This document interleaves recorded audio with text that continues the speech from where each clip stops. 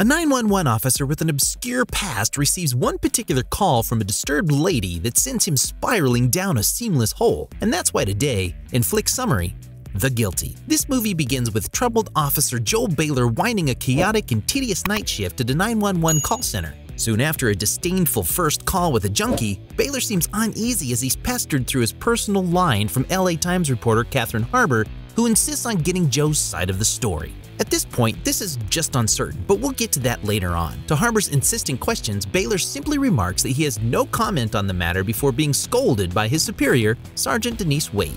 Some time goes by and Baylor receives an eerie call from some Emily Lighton. At first, Joe is perplexed and feels the caller might just be drunk and mistaken. That is until he notices a male voice in the background. As it hits him, it doesn't take long for Officer Baylor to realize this is very discreet distress call.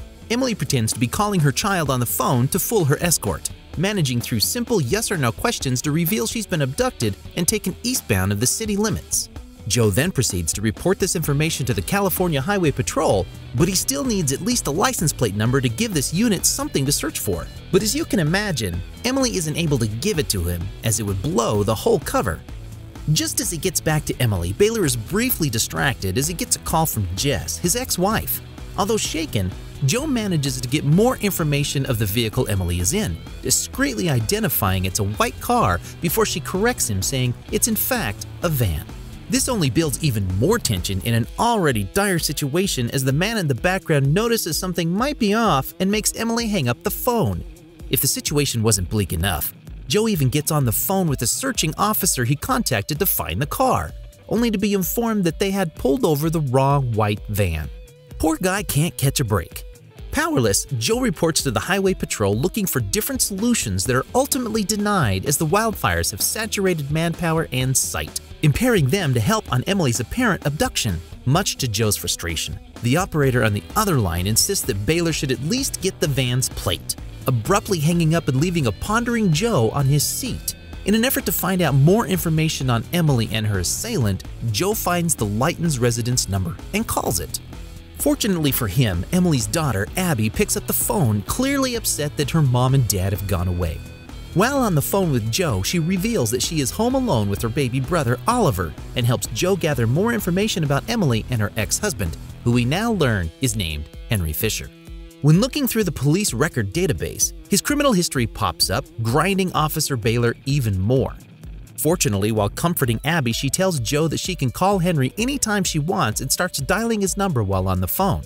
Joe quickly asks Abby to repeat the number she just dialed and is finally able to retrieve more information, including the urgently required license plate number.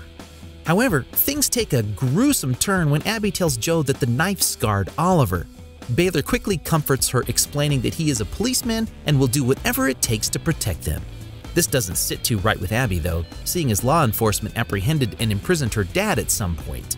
Once again, Joe promises that he will get her mom safe and sound, instructing her to call 911 if she needs anything else or is feeling scared. Immediately after ending the call, Joe is on the move, calling the Highway Patrol to give the van's plate number. He tries to get the CHP a little more involved than they should be, hoping to reunite Emily with her daughter ASAP, but the wildfires simply flooded the lines.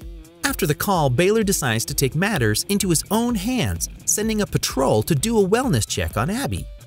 As Joe tries to get everything together, he gets yet another call from the LA Times reporter. Without checking the caller ID and thinking it was actually Jess, he picks up the phone, immediately regretting it when he realizes who's on the other line.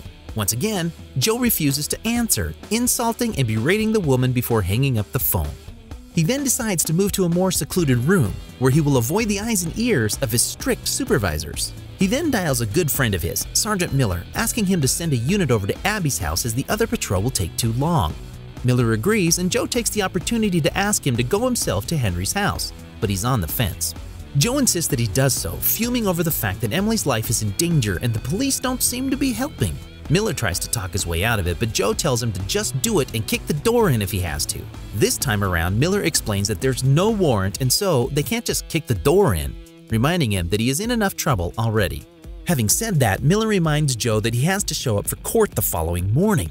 Joe seems to be on the brink of a nervous breakdown, and in an effort to soothe his worries, the Sarge promises that he will send the unit over to Abby's, but not Henry's. Impatient and overwhelmed, Joe feels the need to invest himself even more in the puzzling events of the case. So after trying to reach Emily one more time only to get the answering machine, his next move is to contact CHP. He asks if they found the van. The operator cuts him off by asking for any updates on Emily, to which we all know the answer was no.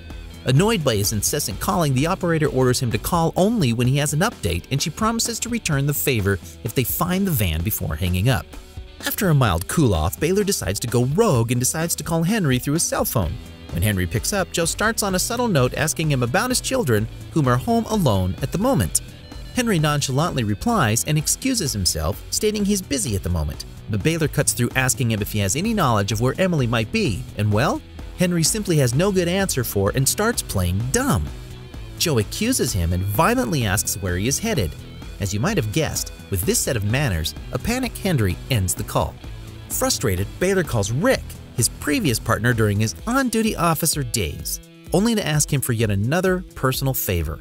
Seeing as no one wants to head on over to Henry's house, he begs Rick if he could drive to the apparent abductor's place. As it turns out, Rick was the answer to Joe's prayers and agrees to check on the house.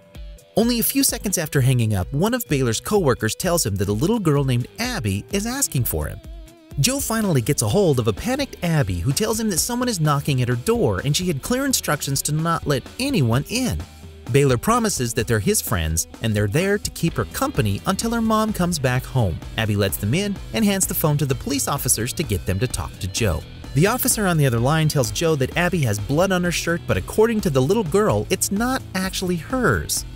Baylor instructs the cops to check on Oliver, and this is where all hell breaks loose. That's right. If you think that what went down before was bad, this is even worse. At the sight of Oliver, the officer over at the house starts panicking while trying to make sense of the bloodbath in front of him. To make matters worse, they don't think he is breathing, and with that, the line goes dead.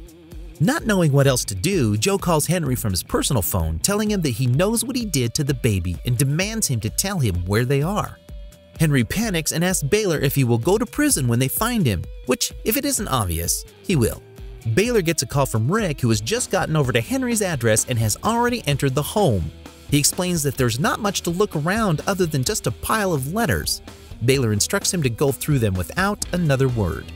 As the call ends, Joe dials Emily up again and is actually able to get a hold of her. He tries to get her to crash the car by pulling the handbrake, which she does, but the line goes dead right after. Thankfully, she is able to call Baylor only moments after and is now in the back of the van. Emily frightfully mumbles that Henry will lock her up while Joe tells her to try and find something to defend herself with. She finds a box full of bricks, and without skipping a beat, Baylor tells her to hit him with the bricks. Before she gets around to hitting Henry with the brick, she tearfully tells Joe that Oliver is fine and is no longer crying about the snakes in his stomach because she took them out.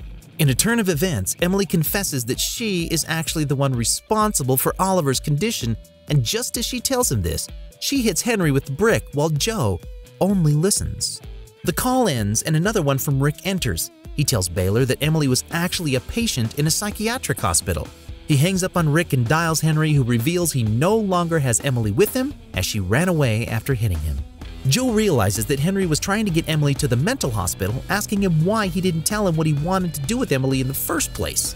Henry tells him that he doesn't believe in the law system and cries over his ex-wife killing his son.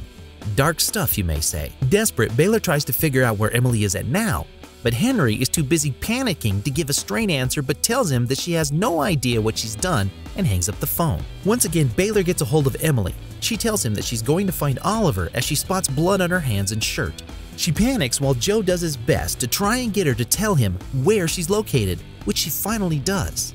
While on the line with Emily, he sends CHP to her location as an anxious Emily realizes what she did. Joe explains that Henry and himself were only trying to help her, but made a brutal mistake doing so.